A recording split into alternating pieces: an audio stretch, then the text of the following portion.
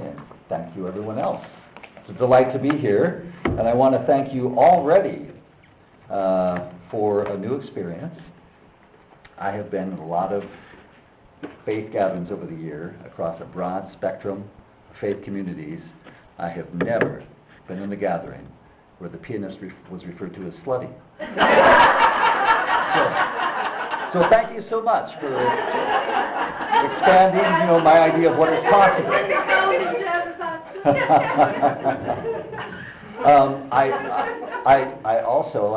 I'm a little shocked myself. I must introduce someone who surprised me. My wife is here, Tammy Pierson. Wave, dear. I thought sure we had this conversation about how she was working today, and here she is.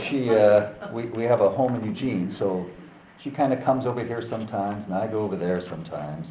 But it's great to be here, and I'm really happy to be with you today. And in part, it's because of my experiences. As Judy mentioned, I'm a Greenfaith Fellow, so let me explain about Greenfaith. Greenfaith is an organization whose mission is to inspire, educate, and mobilize people of diverse religious backgrounds for environmental leadership. It's about an 18-month-long leadership training program that uses a cohort model. So we're working together over the course of the entire training with lots of different folks. There were Muslims, Catholics, Protestants, Jews, Buddhists, Hindus, folks who identify with indigenous pagan traditions, and everything in between. And there are a few seams in there as well. And of the 25 or so fellows from across North America who were in my cohort, almost 25% were UUs. May I call you UUs? I mean it affectionately. Those UUs in our Greenfaith cohort were among the best and the brightest, and several of them are still my friends, and if it helps, you can call me a Yahoo. That would be entirely appropriate. My UU friends, I noticed that they came with sort of an inherent understanding of deep interfaith work that really helped some of the rest of us who didn't come from such a broad perspective get up to speed much more quickly. My previous experience with interfaith work generally consisted of a group of people in tribal garb, and this was my tribal garb, usually accompanied by a tie. We would sit around a room trying mightily to find the lowest common denominator of conversation. So you always left these discussions feeling like you had just feasted upon a massive bowl of bland, watered-down pablum. Greenfaith, however, and it's my sense that it's sort of incipient in the UU mindset as well, created what I've come to call a safe place for dangerous conversations. We were encouraged to bring the fullness of our persons, the fullness of our traditions with us to the conversation table to find common cause, and that was powerful. So I truly do have a genuine fondness for UUs. Thank you to you from this Yahoo. Now, before I continue, there are two things you need to know about me and my presence here today. First, while I am indeed the LCC Florence Center's director, I am obviously not representing anyone but myself today. So if I say something super wacky, please do not blame President Spildy at Lane Community College in Eugene. Second, I have a semi-secret that I need to let you in on, just in case you don't know it, and I'm going to reveal it progressively so that you can bear the shock. Revelation A, I am a Christian. Are we okay so far? Yeah. Revelation B, I am an ordained minister. It's obviously not what I do for a living these days, but in fact I spent the first half of my adult life in full-time Christian ministry. Revelation C. Uh-oh. Hold on to your seatbelts. You friends, I am also an evangelical. Or maybe I should say that I still self-identify as an evangelical because it is really easy to get voted off that island these days. As America becomes more pluralistic and more heterogeneous in every way, my tribe, the evangelicals, are running scared. Maybe you've noticed we're circling the wagons, declaring a culture war, and drawing lines in the sand. So those are my revelations. If you want to leave now, you may. But in fact, one of the reasons I'm here today is because I want you to know that just like virtually every other faith group I know, evangelicalism is incredibly diverse. And there are a lot of intramural conversations going on within my tribe these days. There are many of us who decidedly do not identify with what the televangelists and the far-right political operatives and even the media sometimes suggest that we ought to be. We love people. We crave justice. We seek peace. And you know what? We even respect the earth. There's a couple of us.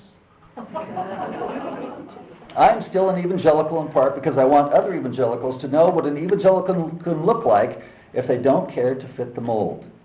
I want them to know what is in our DNA as a tribe, and even more importantly, what isn't in our DNA. And one more thing before we dive into this in earnest. To the degree that you can let me be a representative of evangelical Christians and others like me, I want to say to you sincerely, I'm sorry.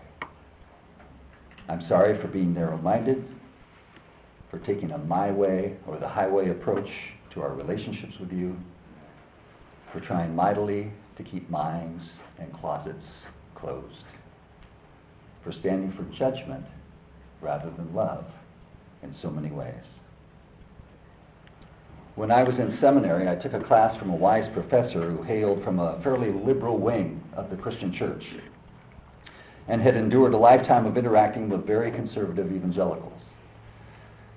She told us one day that in any interaction where there's a broader-minded position and a more closed-minded position, it seems the broader-minded person always has to be the one to forgive. It's as though the closed-minded person simply doesn't have the capacity to see where they might be wrong. While that can never be an excuse, I suspect that to some degree it may be true. So please, forgive me, and people like me, for all the ways we have hurt you. Please stay engaged with us, and do the hard work to help us understand where you're coming from. Okay, enough. For the rest of our time, I'm going to talk about faith in the environment, but I will use lots of examples from my evangelical tribe. And among other things, I hope I can model a way for you to engage in dangerous conversations with people like me, with people from my tribe whom you might care about too. So, first thing I want to say is that it's my contention today that there are many shades of green. And while we may have our favorite, maybe even greener shades of green, we can find some kind of common ground with respect to your seventh principle regarding the great interweb of life. We can find some kind of common ground with virtually anyone around issues of the environment. Tree huggers, loggers, hunters all love to be out in nature and enjoy stomping through the woods with the sun and the wind at their back. Golfers and gophers both enjoy making holes in the grass. And while I'm being a tad ridiculous, I really do think we can use these little entry points to forge common causes on behalf of the earth. So let me tell you some things about my tribe. The evangelicals you see now aren't always as evangelicals have been. And there's lots of reasons for that. Some sociologists, interestingly enough, a lot of us are around in the vicinity of my age, so you will have lived through some of the latter half of the 20th century. And there are a couple of interesting characters who kind of characterized two paths that evangelicalism took in the latter half of the 20th century. One is Martin Luther King Jr. And Martin Luther King Jr. focused on, as evangelicals tend to do, sin, but he talked about systemic sin. He talked about the things that we have all been a part of doing that aren't helpful, that create injustice, that are difficult and wrong. Another interesting character of the 20th century is Billy Graham. And he's an evangelical who also focused on sin, but he focused on individual sins, the things I'm doing that aren't consistent with the best cause of the environment and our relationships together, our relationship with the universe.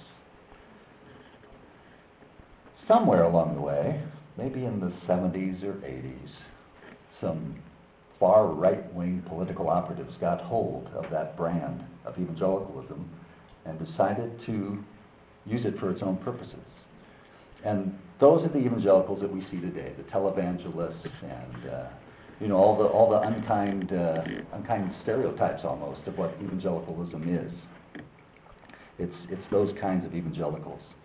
But there are other kinds, and historically that is not what evangelicalism has been about. There's a British scholar by the name of David Bebbington who has written about the very beginnings of modern evangelicalism, which comes from the 17th century forward. And he's identified what's come to be known as Bebbington's quadrilateral. He talks about four things that evangelicals have at their core, at their DNA. One is biblicism. Evangelicals take the Hebrew and Christian scriptures seriously. And it doesn't have to look like literalism. But that's the stereotype, and that's what many folks within my tribe tend toward. There are many evangelicals who actually embrace science today, who accept the basic tenets of the Big Bang and evolution, who understand the earth is old and the cosmos is older, and we all share stardust. These evangelicals take the Bible just as seriously as the caricature of a Bible-thumping, young earth creationist. But they've worked through the hermeneutics of what they believe. Anyone know what hermeneutics is? Well, I'm going to tell you. Okay. So hermeneutics comes from a couple of Greek words, and the base is the word Hermes. Hermes is a Greek god. The Romans called him Mercury. If you've ever been to an FTD floral shop, you know Mercury. He's the guy who looks like this. Yeah. So he was the messenger between the gods and humans on the earth. And so hermeneutics is the art and science of understanding the message from God. And so it looks at ways to appropriately read Scripture and takes into account the original context, the original language, what those first hearers would have understood, what their worldview was like. And if you take all those things into account, you can come to some very different places than if you read the Bible woodenly or any other scripture or important passage that some of us would share and embrace. You can dive deeper to discuss the hermeneutics of how people frame their reading of Scripture if you're talking to someone from my tribe about things like the environment. Help them to think about what those narrative creation stories were really talking about, for example. The second of Bebbington's quadrilateral is crucicentrism. Now that probably sounds a lot like crucifix, and indeed, for Bebbington, what he says it means is that evangelicals assign meaning to the death and resurrection of Jesus. At its core, that means evangelicals believe that one can experience a kind of personal relationship with this power that we call God, and they view God as a giver, a lover, and a cause for hope. And that's something we can all aspire to. Whatever they may think of Christians and Christianity, most thoughtful people do like Jesus and what he stood for as he lived his life. At their best, Christians contend that if you want to know what God is like, one great example of that is to take a look at the way Jesus lived his life. While you can probably think of 100 ways why this can make for difficulty, it can also be a wonderful point of conversation around the environment. Even for Christians, Jesus represented the grounding of God. God is organic. God is flesh and blood. The name of the first human, according to the Hebrew Scriptures, that Christians also take as their own, is Adam, or in Hebrew, Adam. Literally means just dirt boy or clod. He's from dirt. So Adam came from the Adamah, the dirt, the ground. And Jesus he's the same stuff. He's organic. He's us. He's the earth. The third point in Bebbington's quadrilateral is conversionism. For evangelicals, they are all in, body and soul, and believe that their ethics and their values ought to be consistent with their understanding of the example of Jesus. John Wesley, who's the founder of Methodism, is one of the earliest evangelicals, and he was actually already an Anglican minister when he had this interesting experience that he says, "My heart was strangely warmed," as he talked about and read about the person of Jesus with some folks. When conversionism takes a turn toward exclusivism, this obviously makes for a really tough conversation. And I'm sorry for those conversations that you might have had over the years. But if we focus on that tendency toward personal integrity, it can be a positive, because Christians, when they change their mind, can become, in the best sense of the word, converts. A lot of folks who are both evangelical and environmentalists claim that right as their own, the capacity to make converts. Naomi Klein, I don't know if you know who she is. She is a self-described secular Jewish feminist, and she's written several books. Most recently, a book that's made a lot of waves is called This Changes Everything. And it basically pits capitalism against climate change, capitalism against the environment, and says that if we're going to really embrace what needs to be done to save the planet, we have to take on capitalism. So even Klein, writing in the New Yorker about her recent experiences in Rome with the release of the papal encyclical on the climate, she was invited, she writes that conversion may be the key to understanding the power and potential of Laudato Si. Pope Francis devotes an entire chapter of the encyclical to the need for an ecological conversion among Christians, whereby the effects of their encounter with Jesus Christ become evident in their relationship with the world around them. That would be a great conversion, wouldn't it? I'm contending for that kind of a conversion among my tribe. And in conversation, you can too. The fourth of the points in Bebbington's quadrilateral is activism. Activism. Now, when Christians create parallel institutions, through the 70s, the 80s, the 90s, Christianity seemed to take this tack where instead of really engaging with the culture, and when they did it wasn't very helpful or kind, they created an alternate universe. There was a Christian music industry and Christian education and Christian publishing. There were all these alternate worlds that evangelicals moved in just of their own making. That can be a negative. But this Wesleyan warm heart dynamic is the kind of experience that many of the abolitionists and the suffragists 100 years earlier felt too, and it drove them to work for justice amongst their fellow humankind. So activism can be a good thing when it is directed in the right way.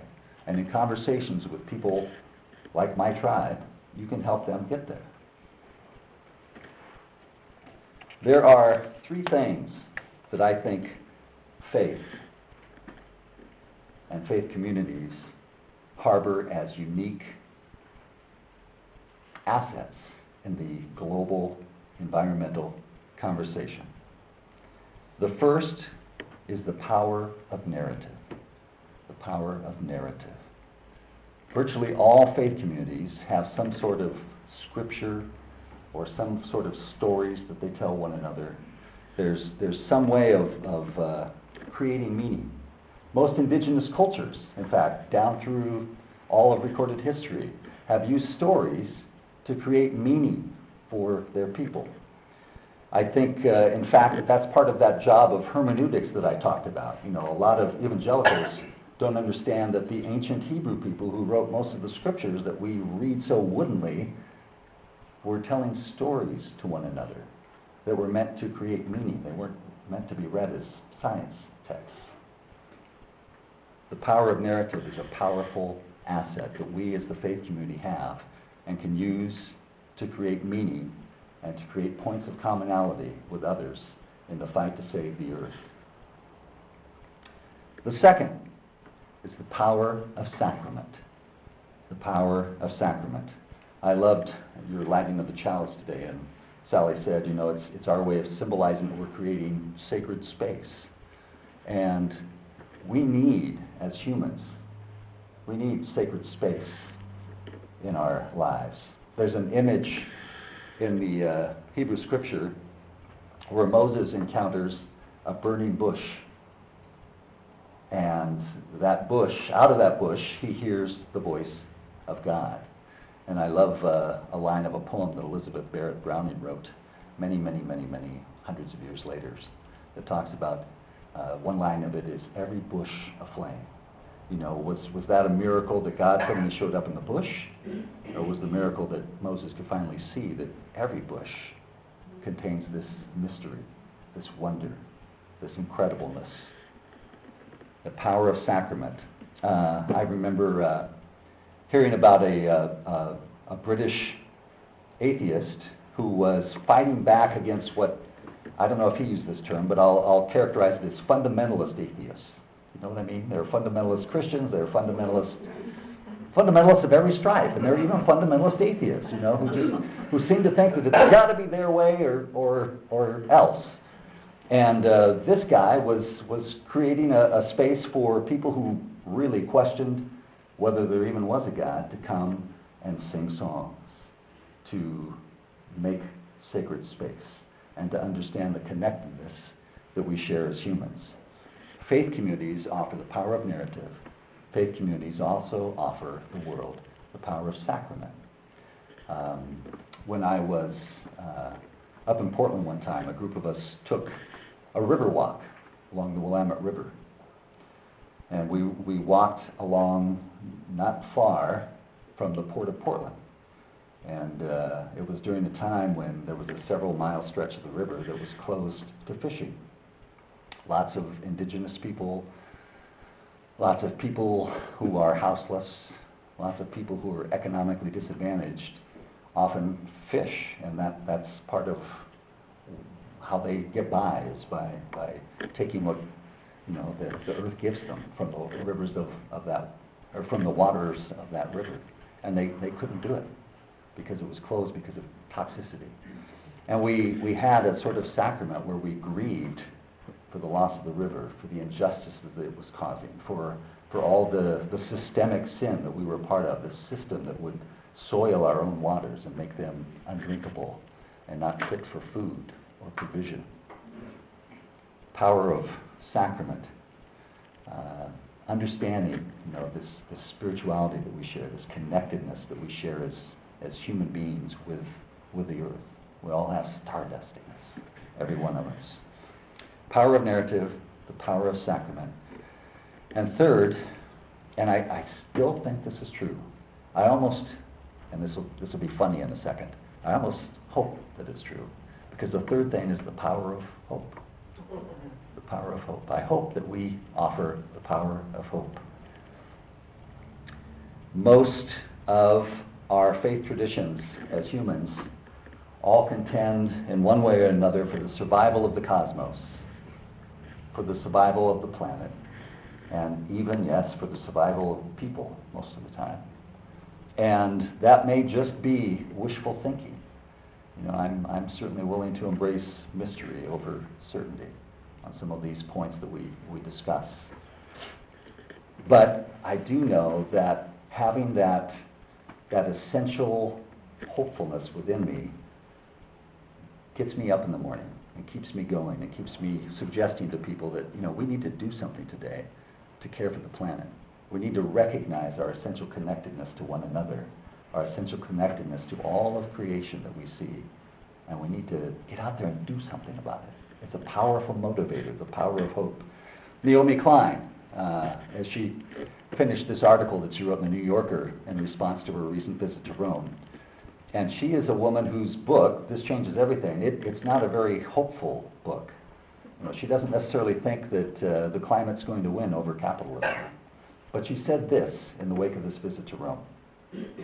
She writes, "People of faith particularly missionary faiths, believe deeply in something that a lot of secular people aren't so sure about, that all human beings are capable of profound change. I believe that too, and I'm an evangelical who's changed a lot in the last several years. They remain convinced that the right combination of argument, emotion, and experience can lead to life-altering transformations. That, after all, is the essence of conversion. The most powerful example of this capacity for change may well be Pope Francis's Vatican. And it is a model not for the Church alone. Because if one of the oldest and most tradition-bound institutions in the world can change its teachings and practices so radically and as rapidly as Francis is attempting, then surely all kinds of newer and more elastic institutions can change as well. And if that happens, if transformation is as contagious as it seems to be here, well, we just might stand a chance of tackling climate change. That's the power of hope. I'm done, but could I do one more thing with you?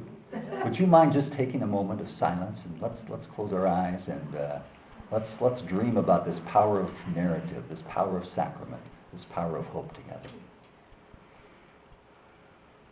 And then the Hebrew scriptures, the word for spirit is ruach.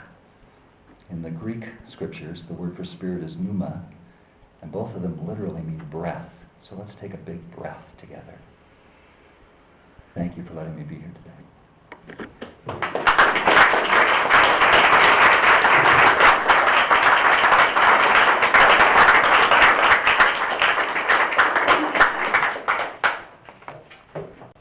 The word for spirit is pneuma, and both of them literally mean breath. So let's take a big breath together.